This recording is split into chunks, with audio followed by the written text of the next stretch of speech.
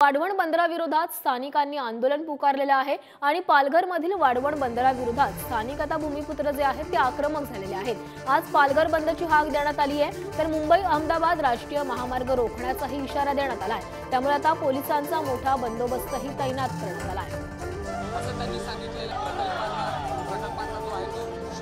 आता वाढवण बंदराविरोधामध्ये आता पालघरमधील जे स्थानिक भूमिपुत्र आहेत ते आक्रमक होताना दिसत आहेत। काही दिवसापूर्वीच जनसुनावणी देखील पार पडली होती, त्यावेळी देखील या स्थानिकांनी या प्रकल्पाला विरोध केला होता। मात्र हा वाढवण बंदर आता होणार आहे आणि त्या विरोधात आता हे स्थानिक जे आहेत ते आंदोलन करतायत। आज पालघर बंदची देखील हाक देण्यात आली आहे।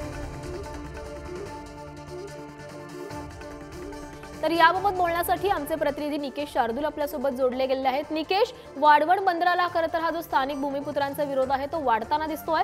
या स्थानिक जे आहेत त्यांची नेमकी मागणी काय आहे? नक्कीच आपण जर पाहिलं तर वाढवण बंदर प्रकल्पाला विरोध जो आहे तो सुरुवातीपासून होताना आपल्याला पाहायला मिळतोय। या बंदर प्रकल्पाविरोधात अनेकदा मोर्चे काढले, आंदोलनं झाली, निदर्शनं झाले, रास्ता रोको देखील झाला होता।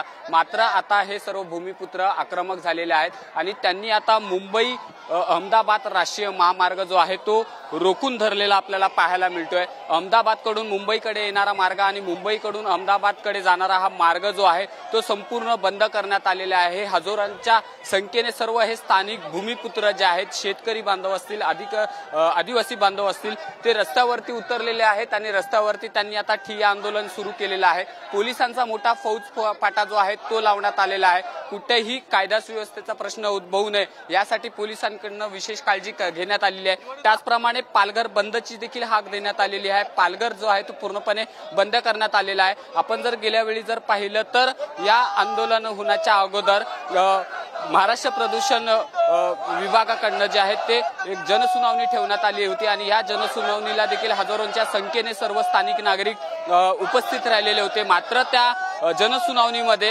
या सर्व भूमिपुत्रांना समाधानकारक प्रश्नांची उत्तरं मिळाली नसल्यामुळे त्यांनी आता आंदोलनाचं स्वरूप जे आहे ते उग्र केलेलं आहे आणि त्यांनी जे आहे हे सर्व रस्ता जो आहे तो रोखून धरलेला आहे। नेमकं आता त्यांचं म्हणणं काय आपण हे जाणून घेऊ। सर, काय सांगाल? अनेकदा आंदोलनं झाली, निदर्शनं झाली, पण आता हा प्रकल्प आता पूर्णत्वास येतोय। पंतप्रधानांकडनं शुभारंभ देखील झालेला आहे आणि आज तुम्ही आंदोलन करताय, रस्त्यावर उतरले, काय नेमकं कारण आहे? खरं पाहता ह्या वाढवण बंदराला आम्ही गेले 20-22 वर्षापासून विरोध करत आहोत आणि विरोध करण्यामागचं आमचं कारणही हे असं आहे की हे वाढवण बंदर जर झालं तर आम्ही सगळे मच्छीमार उद्ध्वस्त होऊ। आम्ही बाकी देशाच्या प्रगतीच्या आड कधीच आलेलो नाहीत। आपल्या भागामध्ये कितीतरी प्रकल्प सरकारने राबवले, पण तेव्हा एवढा उद्रेक नव्हता। पण याच वेळेला आम्ही उद्रेक का करतोय तर संपूर्ण मच्छीमार समाज हा देशोधडीला लागणार आहे। आम्ही मुख्यमंत्री साहेबांनाही सांगितलं की साहेब, तुम्ही सांगता की थोड्याफार प्रमाणात मच्छीमारांचं नुकसान होणार आहे, थोडंफार नाही 100% नुकसान मच्छीमारांचं होणार आहे, म्हणून आम्ही हे आंदोलन करतोय।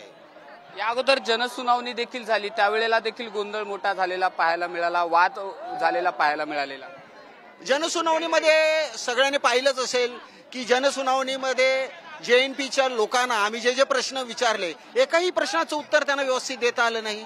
आणि ती जनसुनावणी, खरं म्हणजे जनसुनावणी प्रत्येक व्यक्तीला बोलायला संधी मिळाली पाहिजे, पण तसं न करताना कलेक्टर साहेबांनी ती 4:45 वाजताच गुंडाळली, अक्षरशः गुंडाळली आणि क्रियांसाठी दिल्लीमध्ये पाठवले। तिकडे जे एक्सपर्ट आहेत पर्यावरणाचे त्यांनीही याला सिग्नल दिलं, ग्रीन सिग्नल दिलं। याच्या विरोधात देखील आम्ही हायकोर्टात जाणार आहोत। नक्कीच जर आपण पाहिलं तर आता हा रास्ता रोको आहे, मात्र या बंदर प्रकल्पाविरोधात आम्ही हायकोर्टात जाणार असल्याचं देखील त्यांचं म्हणणं आहे। त्यामुळे आता केंद्र सरकार किंवा राज्य सरकार ह्या आंदोलनाकडे किंवा या विरोधाकडे कसं बघतंय हे पाहणं गरजेचं राहणार आहे। नक्कीच निकेश, धन्यवाद तुम्ही दिलेल्या माहितीसाठी। तरी